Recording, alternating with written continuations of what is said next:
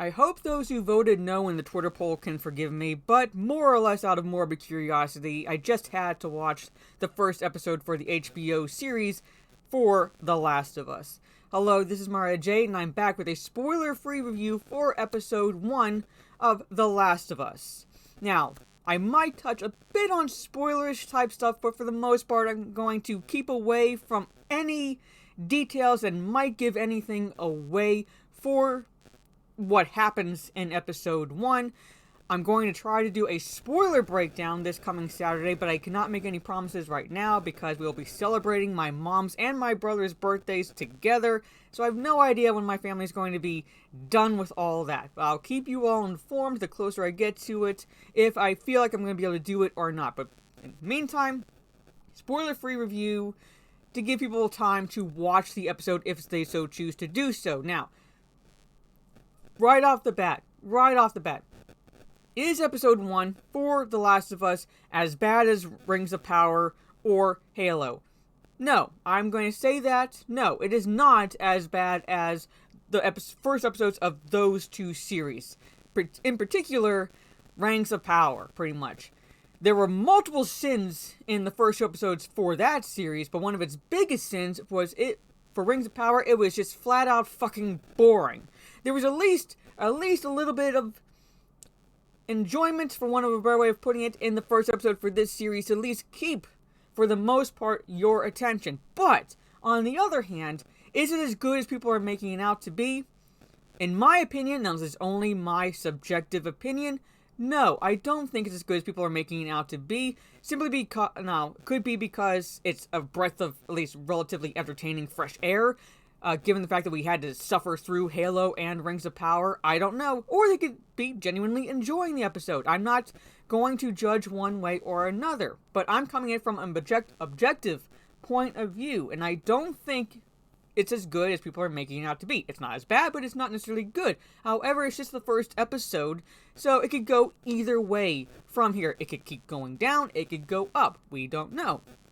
But essentially, the first episode is one drawn-out prologue. Pretty much just one drawn-out prologue. And this series relies on people knowing the game, because they kind of gloss over events that take place, relationships that Joel forms, and so forth, anticipating that most people have played the game or know the story. So it kind of puts normies at a disadvantage for watching this, because they, again, relying too much on the fact that people will know the characters and what's going on, and so forth. And I think they kind of have to keep in mind that, again, not the majority of the audience, but the good chunk of the audience are people who have not played the game, don't really know the story too well, so there has to be a little bit of an exposition in the first episode. A little bit. Not a lot, but a little bit. And unfortunately, it doesn't exactly do that. Again, not wanting full-on exposition. I don't want people telling the audience literally what's to be expected, what's going on, but a line here or there can give people a feel for, like, okay, this is what happened that led up to the events we see primarily in the game with Joel in Boston and the relationships he's formed and so forth, Fedra, Fireflies, things like that. But they don't really do that. They don't really do that in the first episode. I think a lot of the scenes leading up to the Boston scenario could have been shown in flashbacks. I don't think we needed to be shown as much as we did. That's, like, for me, that's, like, a little bit on the boring side. Now, I'm not saying that the child actor they got to place his daughter, race swapping aside, she did a decent job. She's a, good child actress, and so forth. Why they race swapped her character, I have no fucking idea, because nothing changes with their character. Nothing changes with her character at all. She still meets the same end.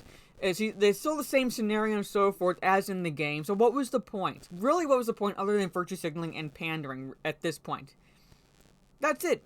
Nothing. Nothing is really different that I could tell from her character.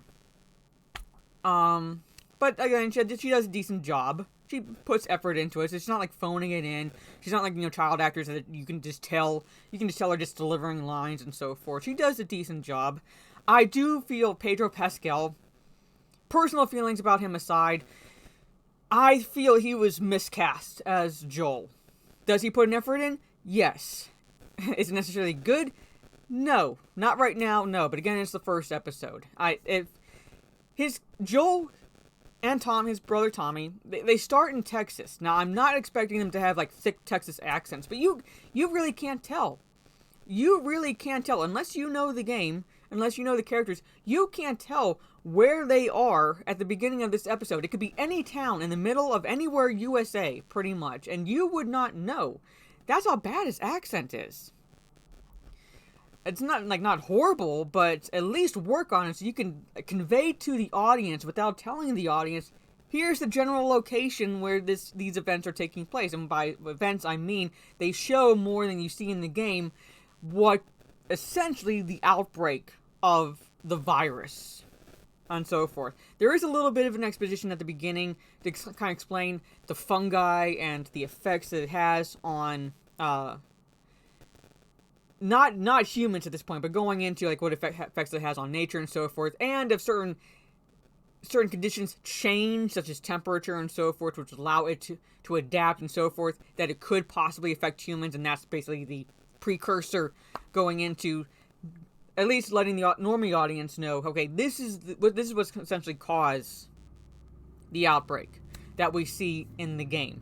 So basically, fast forward again, Boston glosses a bit too much over Joel's connections with characters. I'm not saying necessarily he's the friendliest character. Far from it. He keeps people at a distance. There are those he lets close to him, such as Tess. But the actress that got to play Tess, again, not horrible. Not horrible.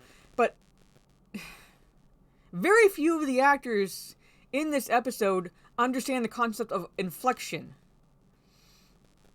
You know, changing the tone of your voice to reflect what emotions you're necessarily feeling, and so forth.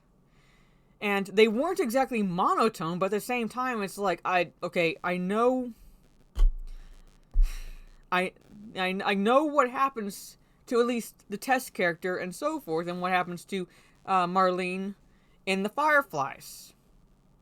But you have to at least give me some emotional connection to these characters. I'm not just going to connect to them because I know them as characters or what happens to them necessarily. And I just didn't get that. I just did not get that in this episode. Particularly with the Tess character. I think they made her... She's tough. She's tough in the game. She's a tough lady in the game. But I don't know.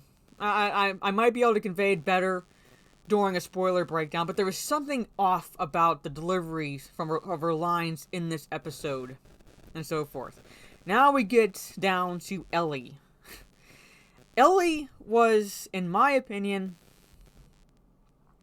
looks aside, because she does not look a fucking thing at all closely resembling Ellie in the game. There are plenty of actresses they could have picked that are just as talented, if not more so, that would have at least better resembled Ellie for this series. But they went with, I believe the actress' name is Bella Ramsey. She was annoying. We're supposed to feel for this character. We're supposed to empathize with this little girl. We're supposed to root, essentially, for her to make it to the final destination. Again, they rely on people knowing what that final destination is, why she needs to be kept safe, and so forth. I get them not exactly laying it all out there, reflecting how vital she is to humanity. I get them not exactly putting all that out there in the first episode, but at the very least, you had to be able to connect with her. And she was annoying. She, in my opinion, annoying. Not saying it's necessarily pleasant, because the first time you see her, she's chained to a radiator in a room where the Fireflies have their little base set up. I get that it's not a pleasant experience, but at the same time, I'm like, I just wanted to smack her. Just smack the sass out of her mouth. Pretty much. Maybe following episodes she'll be a more bearable, but in this first episode, no. No. She came off as, I can't say the word. I cannot say the word that I'm thinking of, but those who know my channel, particularly on Twitch, know the word I'm thinking of. And that's how she came across in some scenes to me. Not how Ellie should be. I don't care if she curses. I don't care about that. Or anything, but just there was something about her delivery that I did not like, did not appreciate, and felt like it could have been changed. Events that happened at the beginning of the episode could have been shown in flashbacks, which allowed for a little bit more in-depth idea of the events that happened post the outbreak. Because we didn't need to see, like, everything they put into that outbreak scenario, because they have it set in 2003, which, that changes things, because the outbreak, I believe, happened in, like, 2012, 2013 in the game, which would have made Sarah, his daughter, like, 12, 13 years old, which is, she's about the same age in the series, but, again, they said it 10 years prior. Why? I don't know. Is it because Pedro Pascal looks a little too young to play Joel, so they had to kind of make it so it's not just 10 years, but 20 years? I don't know, but they do that. They do that. So the outbreak events happened in 2003, pretty much. And somehow in 20 years, this little girl is born that...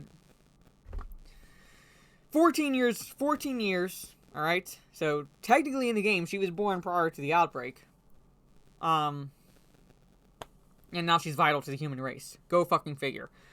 But there it is. But, you know, again, I can't go too in-depth because I would have to break down things that happen in the episode, where the episode ends and so forth, which I don't exactly want to touch on because it might go a little bit too into spoilers. But let me know your thoughts down in the comments below. Did you watch this episode? Did you not watch this episode? If you did, what did you think about it? Did you love it? Did you hate it? Are you kind of in the middle like me? I would probably give it about a 6 out of 10. You know, not horrible, but really not great either, which is kind of a shame because they had little foundation to work with, and they did not deliver, at least in the first episode, in my opinion. But again, let me know all the fun stuff down in the comments below. I should be live later tonight on Twitch about 7 p.m. Eastern playing some Call of Duty Warzone with at least Wicked Virtue and Blabbering Collector. I don't know who the fourth will be. Might be Mazda again. We'll see. So come check that out. My Twitch is Jade_Fire. Come hang out then. Look for more videos later on in the week, and I will try to do a spoiler breakdown this coming Saturday. I don't know what time I'll be able to do it, but I will try to do so nonetheless. And look for more Twitch streams as well. I play Destiny 2. I play Call of Duty multiplayer, and I have a litany of other games I'm getting into, so come check that out. Like, share, subscribe, all that fun stuff. This is Mara Jade. Catch you on the dark side, and...